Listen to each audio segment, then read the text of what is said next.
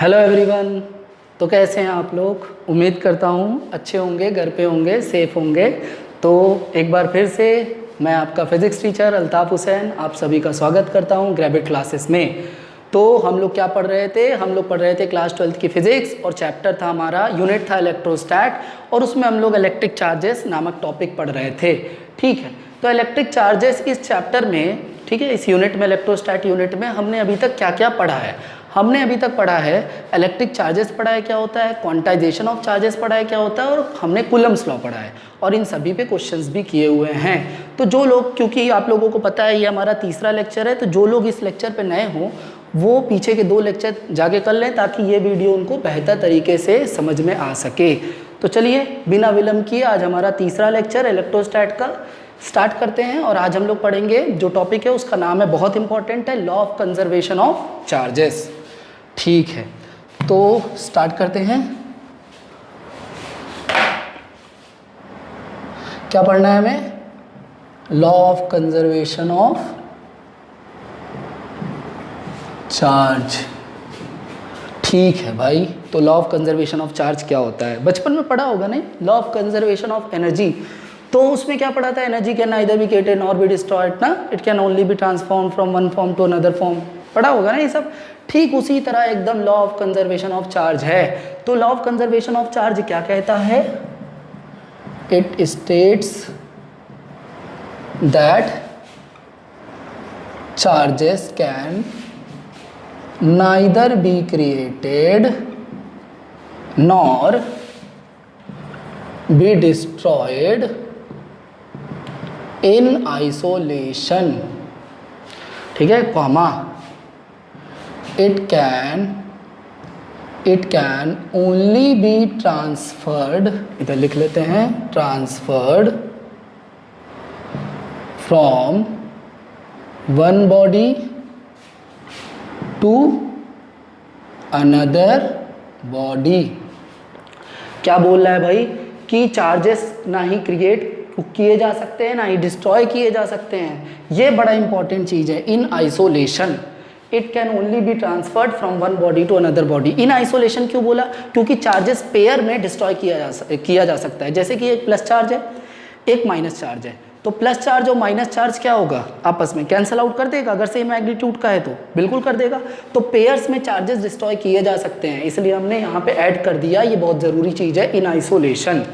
ठीक है, इसके बाद लिखेंगे that is total charge of an isolated system remains constant. समझ में आ गया होगा? चलो इसको और अच्छे से समझ लेते हैं भाई। कैसे? तो ऐसे कि हम लोग एक आइसोलेटेड सिस्टम ले लेते हैं। कितनी बॉडी का लेना चाहते हो? चलो सिंप्लिसिटी के लिए 3 बॉडी, तुम लोग 4-5 भी ले सकते हो। एक आइसोलेटेड सिस्टम लिया, ठीक है। आइसोलेटेड सिस्टम में कितनी बॉडी है? 3 बॉडी है, 1 2 3। सपोज इस पे +1 कूलम चार्ज है, ठीक है, एक बॉडी है। एग्जाम्पल ले रहे हैं हम समझाने के लिए। 1 कूलम चार्ज है, इस पे कितना है? इस पे 4 कूलम चार्ज है। इस पे कितना है? इस पे -2 कूलम चार्ज है। अब इस बॉडी को क्या, इस आइसोलेटेड सिस्टम में 3 बॉडीज़ है, ठीक है ना, तीनों पे चार्जेस बता दिए हम। ये सिस्टम को लिया और खूब तेते जैसे क्या कर दिया हमने, खूब इसको शेक कर दिया, हिला दिया। क्या होगा? सारी बॉडीज़ आपस में टकराएगी। क्या होगा? टकराने से फ्रिक्शन पैदा होगा। फ्रिक्शन पैदा होगा तो क्या होगा? इलेक्ट्रॉन्स को एनर्जी मिलेगी, एक बॉडी से दूसरी बॉडी में जंप कर सकती है, इलेक्ट्रॉन का ट्रांसफ़र हो सकता है। ठीक है, इतना कुछ होने के बाद हमको ये पता चलता है, ये 3 बॉडी ऐसे क्या किया, पूरे सिस्टम को हिलाया। हिलाने के बाद क्या हुआ? इस पे आया +2 कूलम चार्ज, इस पे आया +5 कूलम, ठीक है ना। इस पे आया +2 कूलम, इसमें आया +5 कूलम, और इस पे क्वेश्चन मार्क। मतलब इस पे क्या होगा बताओ? पूछ लिया ऐसा करके क्वेश्चन। चलो इससे तुम्हें ये समझ में भी आ जाएगा ये टॉपिक। चलो ठीक है, मान लेते हैं सिस्टम। अब जैसा कि हमको पता है total charge of an isolated system remains constant. इसको चाहे जितना भी हिला लो, लेकिन ओवरऑल जो सिस्टम है, इन सिस्टम का चार्जेस कांस्टेंट होगा। मतलब इसका जो टोटल चार्ज होगा वही इसका भी होगा, फर्क तो आएगा नहीं। ठीक, इसका मतलब मान लो ये Q1 है, Q2 है, Q3 है, और ये Q1 डैश है, Q2 डैश है और Q3 डैश है, तो क्या होगा